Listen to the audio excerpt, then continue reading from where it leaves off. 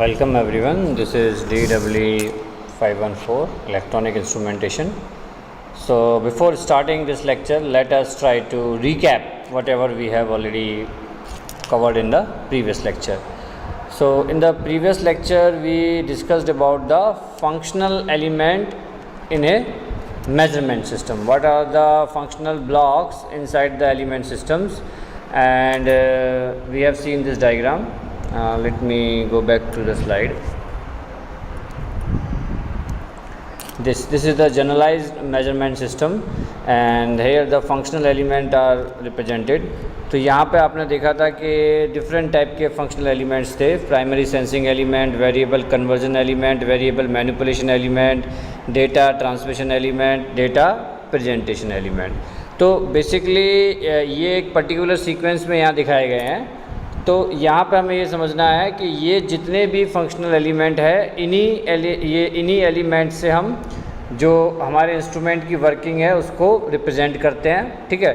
और ये एलिमेंट्स जो भी हैं फंक्शनल एलिमेंट, ये फिजिकली सेपरेबल नहीं होते. कोई एक फिजिकल एलिमेंट आपका एक से ज़्यादा फंक्शनल एलिमेंट की तरह भी काम कर सकता है. इसका भी एग्जांपल हमने डिस्कस किया था पिछली क्लास में कि हमने देखा था कि primary sensing element was bulb, और जो कि रिप्रेजेंट कर रहा था as a primary sensing element and as a variable conversion element. ठीक है. तो यानी कि जो मेन जो पॉइंट्स थे इन फंक्शनल एलिमेंट के रिगार्डिंग कि ये जो फंक्शनल एलिमेंट है ये फिज़िकली सेपरेट ज़रूरी नहीं है कि वो फिज़िकली सेपरेट हो भी सकते हैं और नहीं भी हो सकते. कोई एक एलिमेंट एक या एक से ज़्यादा फंक्शनल एलिमेंट की तरह काम कर सकता है. और ये यहाँ पे जो हमने रिप्रेजेंटेशन दिया है that is just a one type of arrangement possible, जो कि लास्ट अभी आपने देखा slide, that is a one type of sequential diagram. Okay. तो यहाँ पे ये एक तरीके का अरेंजमेंट है, इससे अलग भी पॉसिबल है. और इसके अलावा ये जो हैं एलिमेंट, ये एनी नंबर, ये किसी एक इंस्ट्रूमेंट में या किसी एक मेजरिंग सिस्टम में ये फंक्शनल एलिमेंट एक से ज़्यादा भी हो सकते हैं और अलग अलग सीक्वेंस में भी हो सकते हैं. Any number and in any combination. ठीक है. लेकिन जो भी एलिमेंट होंगे वो इन्हीं के अंदर से आएंगे. ये जो हमने रिप्रेजेंट करे हैं यहाँ पे, ये इन्हीं में से कोई होगा, इन्हीं में से कोई एक फंक्शन को वो परफॉर्म कर रहा होगा, लेकिन कॉम्बिनेशन ऑफ और नंबर अलग अलग हो सकते हैं. इसके अलावा कि इंस्ट्रूमेंट जो है generally instruments are in general not separated into such blocks. ये हमने ऑलरेडी डिस्कस कर लिया है. इंस्ट्रूमेंट तो एज ए होल होता है ना, इंस्ट्रूमेंट थोड़ी अलग अलग इन ब्लॉक्स में होता है. इंस्ट्रूमेंट के अंदर अलग अलग फिजिकल एलिमेंट इन ब्लॉक की तरह काम करते हैं, वो हम समझने की कोशिश करेंगे एग्जाम्पल की हेल्प से. और ए फिजिकल कंपोनेंट में serve the role of several functional element. तो ये हम ऑलरेडी डिस्कस कर चुके हैं कि कोई एक फिजिकल एलिमेंट एक से ज़्यादा फंक्शनल एलिमेंट की तरह काम कर सकता है. तो फिजिकल एलिमेंट से हमारा क्या मतलब है कि वो एलिमेंट जिनको हम देख सकते हैं, tangible things. Okay.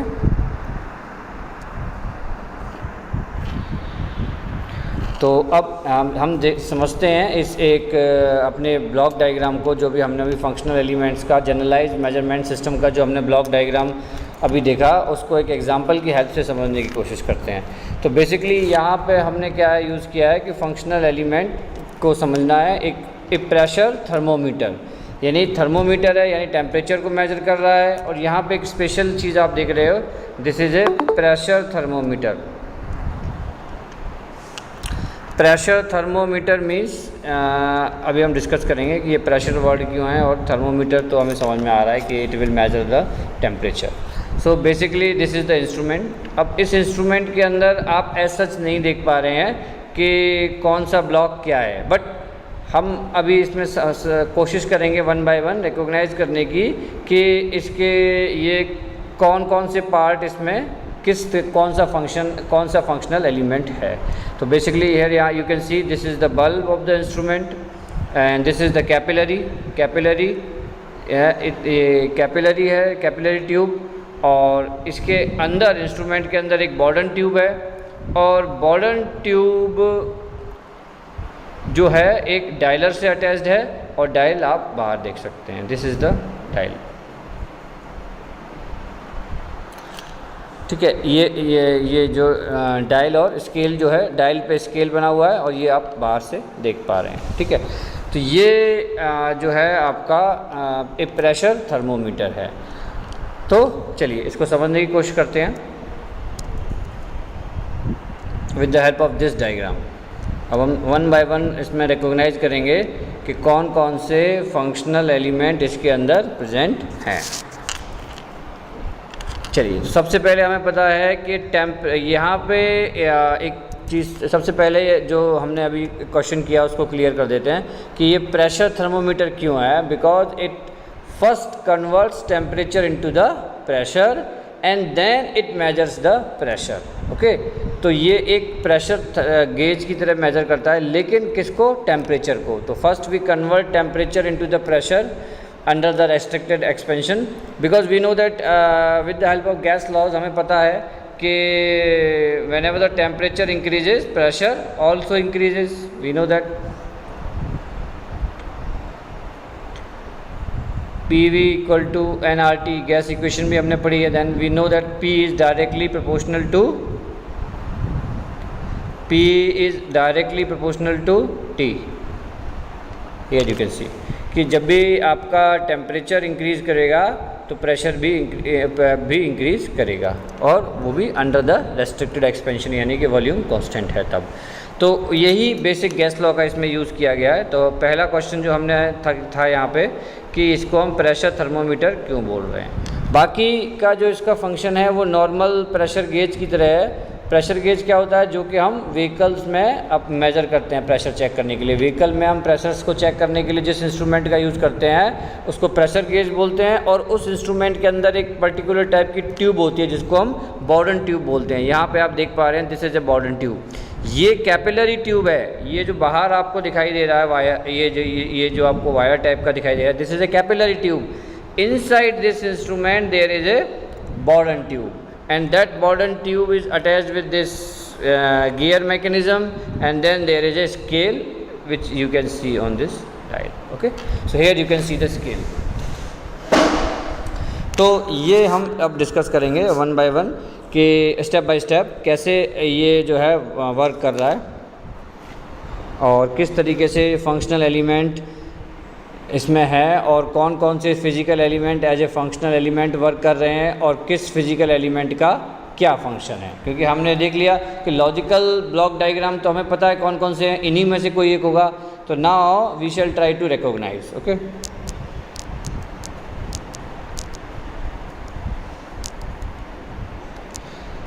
Normal pressure gauge भी अभी इससे पहले किसी स्लाइड में आया था, मैं आपको दिखा देता हूँ। जो नॉर्मल प्रेशर गेज क्या होता है,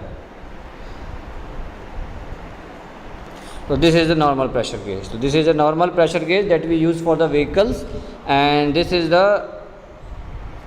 Borden tube inside it. तो इसके अंदर क्या होती है? Borden tube, और उसकी हेल्प से हम मेज़र करते हैं प्रेशर।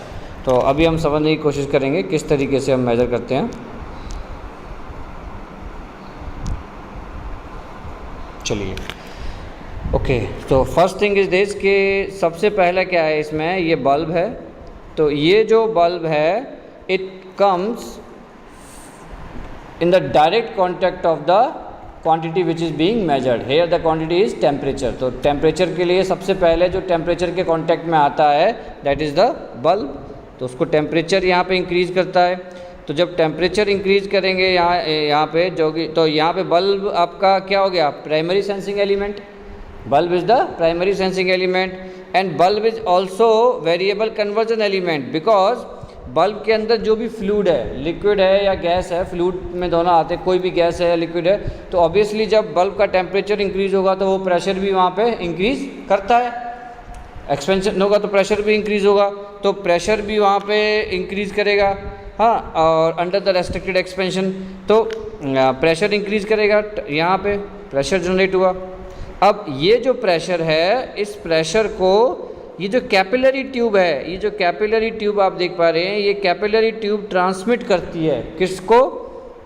इस बॉर्डन ट्यूब को। ये यहाँ पे क्या है? बॉर्डन ट्यूब। इस बॉर्डन ट्यूब को ये कैपिलरी ट्यूब ट्रांसमिट करती है। यहाँ पे प्रेशर जनरेट हुआ, और इस प्रेशर को, बिकॉज प्रेशर किसकी वजह से आया? Because of temperature. Because of temperature increment और temperature change.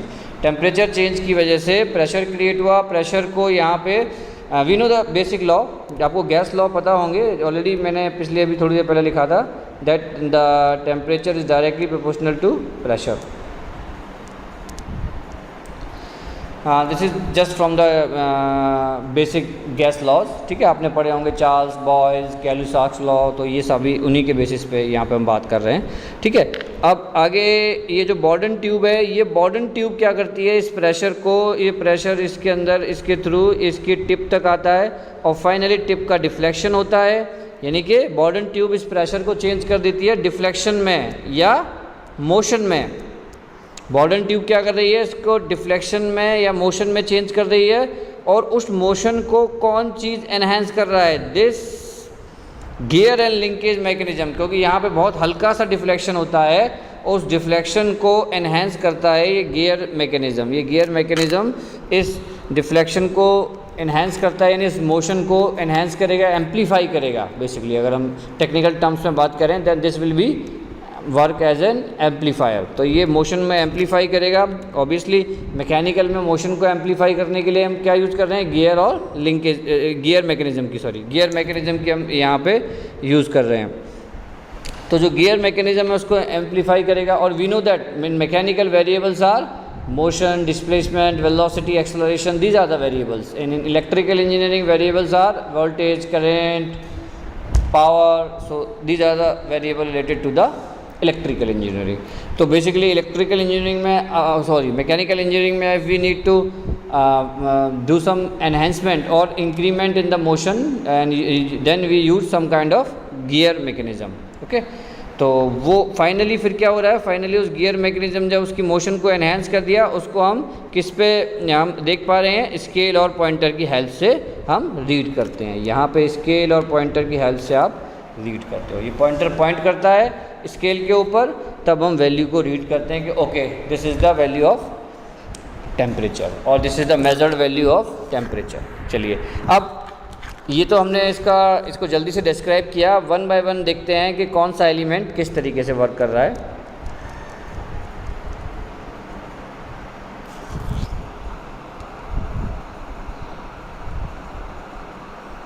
Excuse me,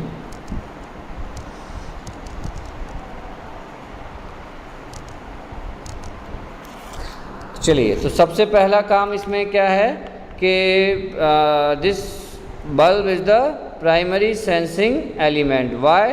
because it is coming in the direct contact of the temperature. तो सबसे पहले टेम्परेचर के कॉन्टैक्ट में क्या आ रहा है, बल्ब, और ये उस फ्लूइड के जब उसके ये जो फ्लूइड है inside this bulb is changing into the pressure, because temperature यहाँ पे चेंज हुआ, इंक्रीमेंट हुआ, तो ऑब्वियसली यहाँ पे प्रेशर में भी चेंज आएगा। तो ये बल्ब आपका प्राइमरी सेंसिंग एलिमेंट है और वेरिएबल कन्वर्जन एलिमेंट है, because it is changing the variable, it is changing pressure into the it is changing temperature into the pressure, and that pressure is being transmitted. तो ये pressure जो है transmit हो रहा है, that pressure is being transmitted by this capillary tube, this is the capillary tube here. तो इस capillary tube से हम ट्रांसमिट करें, then this capillary tube is a variable transmission element, okay. तो ये वेरिएबल को ट्रांसमिट कर रही है। Then this Bourdon tube is changing this variable. So this bottom tube is again this variable conversion element, because this is converting this pressure into the deflection or in motion. This is this, and we are enhancing this motion with the help of this gear mechanism. So this gear mechanism is the variable manipulation element. This is the variable manipulation, because this is changing the variable. So not changing the variable, this is manipulating the variable, this is increasing or you can say this is amplifying the variable, okay.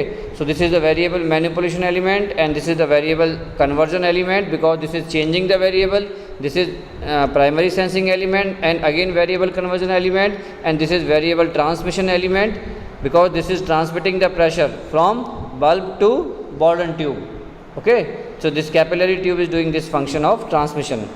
And finally we are reading the value of temperature on the scale, and with the help of scale and pointer we are reading. So this is the variable presentation element. So this is the variable presentation element. Okay, so अभी आप लोग इस तरीके से समझ सकते हैं कि कौन कौन से फंक्शनल एलिमेंट यहाँ पे है. तो ये हमने डिस्कस किया एक मैकेनिकल एग्जांपल, और मैकेनिकली आप अच्छे से विजुलाइज कर सकते हैं चीज़ों को, इसलिए हमने मैकेनिकल एग्जांपल लिया. And this is a classical example जो कि ज़्यादातर स्टैंडर्ड टेक्स्ट बुक्स के अंदर होता है, तो उसको समझाना ज़रूरी है, और इसकी हेल्प से आप अच्छे से कोरिलेट कर पाते हैं हम कि हाँ भाई हमने जो फंक्शनल एलिमेंट पढ़े हैं जिनमें कि हम इंस्ट्रूमेंट को ब्रेक कर सकते हैं या फिर किसी मेजरमेंट सिस्टम को ब्रेक कर सकते हैं, तो उसमें किसी इंस्ट्रूमेंट का कौन सा फिजिकल पार्ट क्या फंक्शन करना है ये हमें रिकॉग्नाइज करना है, ये हमें समझना है. तो इस तरीके से हम समझ सकते हैं. ठीक है, तो ये एक एग्जांपल की हेल्प से हमने समझने की कोशिश की. तो यहाँ पे आप देख पा रहे हैं कि यही सब रिक्वायर्ड है. अगर हम डिज़ाइन पॉइंट ऑफ व्यू के से बात करें तब भी हमें समझ रहे हैं कि प्राइमरी सेंसिंग रिक्वायर्ड है, वेरिएबल कन्वर्जन रिक्वायर्ड है, वेरिएबल मैनिपुलेशन रिक्वायर्ड है, वेरिएबल ट्रांसमिशन रिक्वायर्ड है, और फाइनली वेरिएबल प्रेजेंटेशन. तो ये एक जो 5 हैं ये होने ही चाहिए. अब यहाँ पे आप देख पा रहे हैं कि 2 वेरिएबल कन्वर्जन एलिमेंट है, फिर वेरिएबल कन्वर्जन के बाद वेरिएबल ट्रांसमिशन है, फिर अगेन वेरिएबल कन्वर्जन है, फिर वेरिएबल मैनिपुलेशन है. तो ऑर्डर और सीक्वेंस तो चेंज हो गया, और नंबर ऑफ फंक्शनल एलिमेंट भी चेंज हो गए. तो ये डिपेंड करेगा इंस्ट्रूमेंट टू इंस्ट्रूमेंट. ठीक है, ये आपके डिज़ाइनिंग के ऊपर डिपेंड करेगा. तो यहाँ पे हम दोनों पॉइंट ऑफ व्यू से पढ़ रहे हैं, डिज़ाइन पॉइंट ऑफ व्यू से भी और एप्लीकेशन पॉइंट ऑफ व्यू से भी. तो ये आप देख सकते हैं, ये पिछले वाले डायग्राम के लिए ब्लॉक डायग्राम बनाया गया है, तो आप देख सकते हैं इसको. ठीक है, ओके. उसको वेरिएबल ट्रांसमिशन एलिमेंट भी बोलते हैं और डेटा ट्रांसमिशन एलिमेंट भी बोलते हैं, क्योंकि बेसिकली डेटा क्या है, वेरिएबल की वैल्यू. तो यहाँ पे आप देख सकते हैं, वहाँ पे मैंने वेरिएबल ट्रांसमिशन बोला है, यहाँ पे डेटा लिखा हुआ है. इसी तरीके से वेरिएबल प्रेजेंटेशन एलिमेंट बोला है मैंने, तो वहाँ पे बिकॉज डेटा यहाँ पे क्या है, बेसिकली वेरिएबल की वैल्यू. ओके, तो अगेन इसको आप समझ सकते हैं कि मेजर्ड मीडियम में हमने क्या किया, अपना जो बल्ब जो है प्राइमरी को रखा, और वहाँ से टेम्परेचर मेजर्ड करना है हमें. तो ये बल्ब सबसे पहले पिक्चर में आया. तो बल्ब क्या है आपका, primary sensing element and variable conversion element. Then this bulb is converting this temperature into the pressure, then this pressure here, then this pressure is the input to the data transmission element. What is data transmission element? This capillary tubing is the transmission element. Then again this tube is sending this data. Okay, this or this tube is transferring the data, transmission element. तो ये transmit कर रही है data को. तो obviously जो data आएगा उसी को ट्रांसमिट कर रही है, चेंज तो कुछ नहीं कर रही. तो ये क्या है आपका डेटा ट्रांसमिशन एलिमेंट. अगेन ये जो प्रेशर है ये किसको जा रहा है, बोर्डन ट्यूब को, और बोर्डन ट्यूब क्या कर रही है, इसको प्रेशर को मोशन में चेंज कर रही है, डिफ्लेक्शन में चेंज कर रही है. और वो डिफ्लेक्शन हम किससे एम्पलीफाई कर रहे हैं, गियर और लिंकेज मैकेनिज्म से उसको एम्पलीफाई करके डेटा प्रेजेंटेशन एलिमेंट जो कि मेरा पॉइंटर और स्केल है उसको हम देख पा रहे हैं. ये आप देख सकते हैं ऑब्जर्वर. तो ये आपका एग्जांपल था related to functional elements of a generalised measurement system. I hope आपको ये समझ में आया होगा. चलिए अब आगे बढ़ते हैं. अगेन एक और एग्जांपल लेते हैं, similar kind of example. Mechanical example से आपको थोड़ा सा क्लैरिटी आती है बिकॉज हम वहाँ पे विजुलाइज कर लेते हैं. अभी मैं इलेक्ट्रिकल एग्जांपल भी आपको दूंगा, इलेक्ट्रिकल डोमेन का. एक्चुअली मैकेनिकल डोमेन के एग्जांपल से थोड़ा सा आप विजुलाइज कर पाते हैं, क्योंकि वहाँ पे चीज़ें आप देख सकते हैं. और यहाँ पे इलेक्ट्रिकल डोमेन में आपको थोड़ा सा आपको सेंसर्स का जानकारी होना चाहिए कि कौन सा सेंसर किस चीज़ को कैसे कन्वर्ट करता है. ठीक है, तो वो भी हम देखेंगे आगे. तो चलिए अब हम डिस्कस करते हैं यहाँ पे ये one more example of pressure gauge. तो ये क्या कर रहा है, यहाँ पे फ्लूइड प्रेशर मेजर कर रहा है. यहाँ से प्रेशर आ रहा है, आप देख सकते हैं ये प्रेशर आ रहा है किसके ऊपर, पिस्टन के ऊपर.